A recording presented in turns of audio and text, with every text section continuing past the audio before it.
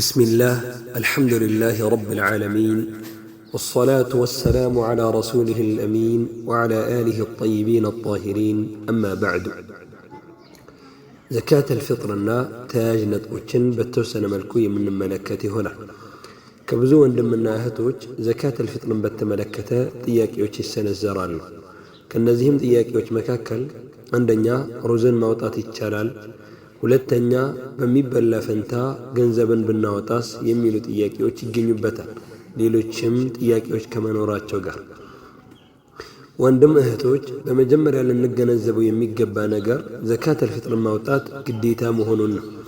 ከነብዩ ሰለላሁ ዐለይሂ ወሰለምና ከባልደረቦቻቸው ጸድቋል ከተምር ከገብስና መሰል ከሆኑ የሚበሉ ነገራቶች አንድ ሷዕ ያወጡ እንደነበር እዚህ ጋር ልብ ልንል የሚገባው ሷዕ ማለት አራት እፍኝ ማለት ነው በዚህ ዙሪያ ከመጡ ሐዲሶች ኢብኑ ዑመርን ሐዲስ ወህቢ አድርገን መመልከት እንችላለን عن ابن عمر رضي الله عنهما قال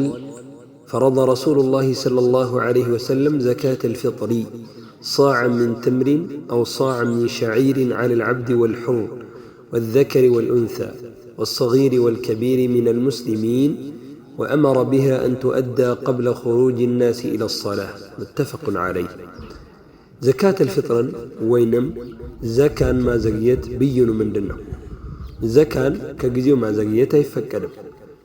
زكاة المال هنا زكاة الفطر جزيو سيدرس تقبيله هنا وآكل مدرس قديتان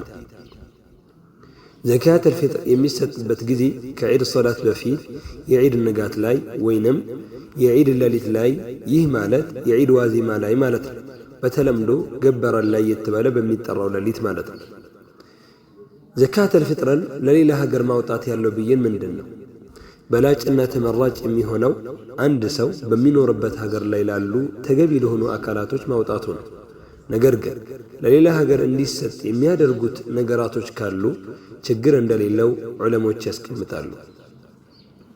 زكاة الفطر من يأكلنو يمي وطاو زكاة الفطر يمي وطاو عند صاع وينم أراد تفنينو كهلو مكالبوش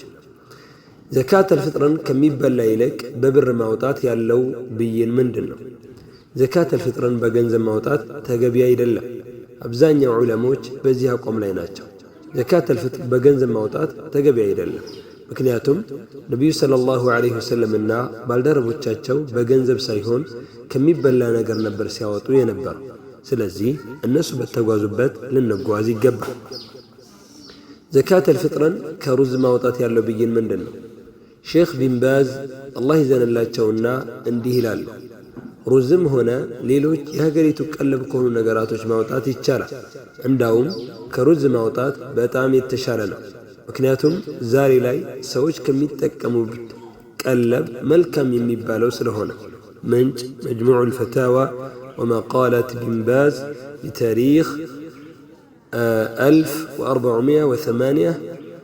الهجري زكاة الفطر لما أنه مسطت ياللبن وينم زكاة الفطر لما أنه مسطت ياللبت በዚህ ዙሪያ ዑለሞች የተለያዩ ሐሳቦችን ሰንዝረዋል ዘካት المال ለሚሰጣቸው ሁሉ ይገባል ያሉ አሉ ሌሎች አይ ለድሆችና ለሚስኪኖች ብቻ ነው ሊሰጥ የሚገባው ያሉ አሉ ሼኹል ኢስላም ኢብኑ ተይሚያ ከማስረጃ አንፃር የሁለተኛው ንግግር ጠንካራ ነው ይላሉ ማለትም ለድሆችና ለሚስኪኖች ብቻ ነው ሊሰጥ የሚገባው የሚለውን ሐሳብ